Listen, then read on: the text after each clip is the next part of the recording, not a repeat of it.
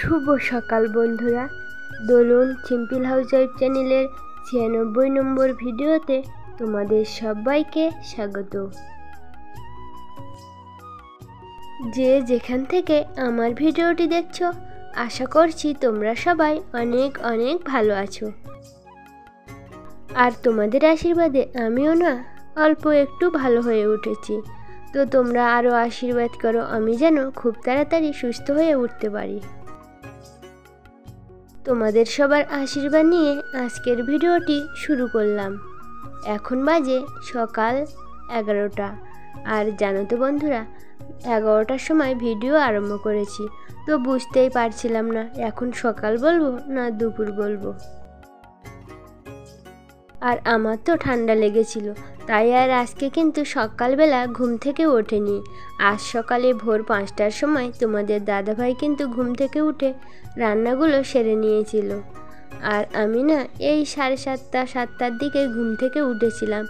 আর তারপর তোমাদের দাদাভাইকে একটুখানি হেল্প করে দিয়েছি। তোমাদের দাদাভাই না 8টার মধ্যে যেমনই কাজে চলে যেত, তেমনই কিন্তু খাওয়া দাওয়া করে কাজে চলে গেছে।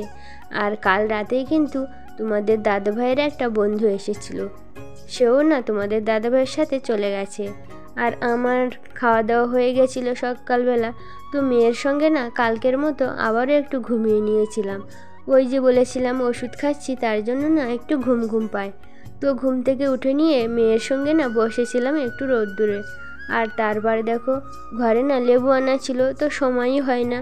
আর যদিও সময় হয় তা না খাওয়ানোর জন্য মনেই থাকে না। তো এখন একটু মনে পড়েছিল, তাই গিয়ে না দেখলাম 2টো লেবু একটু কেমন একটা হয়ে গেছিলো। তাই সেই 2টো লেবু নিয়ে মেয়েকে না রস করে খাইয়ে দিয়েছি। আর এখন অন্যান্য কাজগুলো না সারা হয়নি, তাই অন্য কাজগুলো করব বলে খেলনাগুলো একটু গুছিয়ে রাখছি।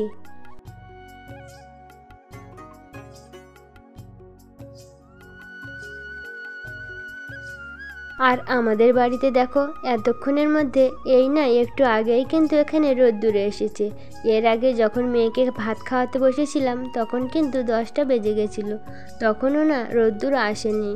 তো ঠান্ডাতে না ঘরে বসেও থাকা যায় না, উঠানে একটা চেয়ারে নিয়ে তারপরে না বসে বসে মেয়েকে একটু খাইয়ে দিই।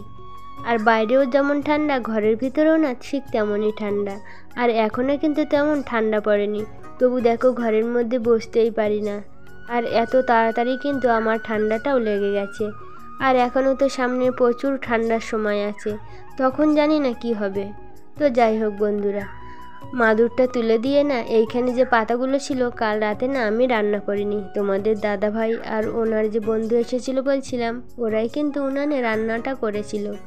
আর সকাল থেকে না কোনো কাজই করা হয়নি, তাই এইগুলো গুছিয়ে নিয়ে আর অল্প পাতা ছিল বলে একটা বস্তার মধ্যে ভরে দিয়েছি।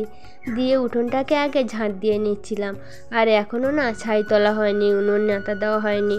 আর দেখতে দেখতে কিন্তু প্রায় দুপুরও হয়ে এসেছে, তাই ভাবছিলাম তাড়াতাড়ি কাজগুলো সেরে নিয়ে তারপরে না স্নান করে নেব। আর এদিকে দেখো আমার মেয়ের কাণ্ড, আমি যেখানেই যাচ্ছি না যেটাতেই হাত দিচ্ছি সেটাই ও চাইছে, বলছে ওটা নাকি খেলবে।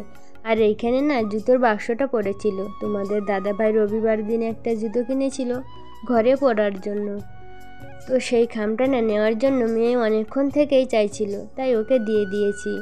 আর এখানে ঝাঁট দিয়ে না কতগুলো ধুলো বের হয়েছিল, সেগুলো একটা গামলাতে করে তুলে নিলাম। আর এবার ছাইগুলো একটু তুলে নিচ্ছি। আর রাতের বেলা রান্না করেছিলাম, তা রাতে তো আর উনুনে নেতে দেওয়া হয় না।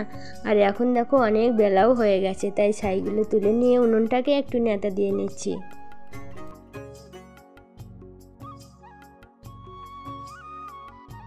এবার এসেছি বাসন মাজতে। তো দেখো টাইম কলে তো 3 দিন ধরে জলই আসে না, কল পাম্প করেই কিন্তু সব কিছু করতে হচ্ছে।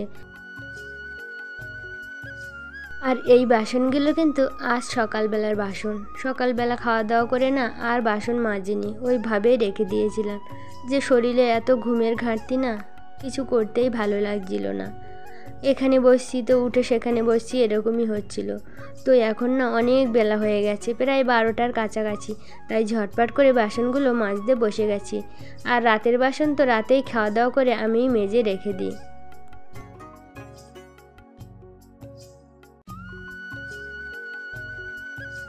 এখন বাজে 1টার উপরে। আর জানো তো বন্ধুরা, আজ সকালে তো তোমাদের দাদাভাই রান্না করেছিল, তো রান্নাঘরে না ছানদান করে এসে দেখি আমাদের জন্য ভাতই নেই, এই যে একটুখানি তরকারি পড়ে রয়েছে।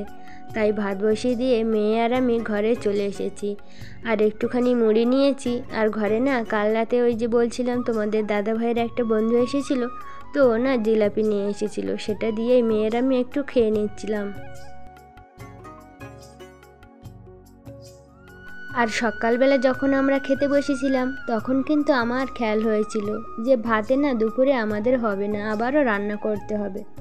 তো জানো তো, মেয়েকে খাওয়াতে খাওয়াতে আর এখানে সেখানে বসতে বসতেই না আমার একদমই খেয়াল নেই।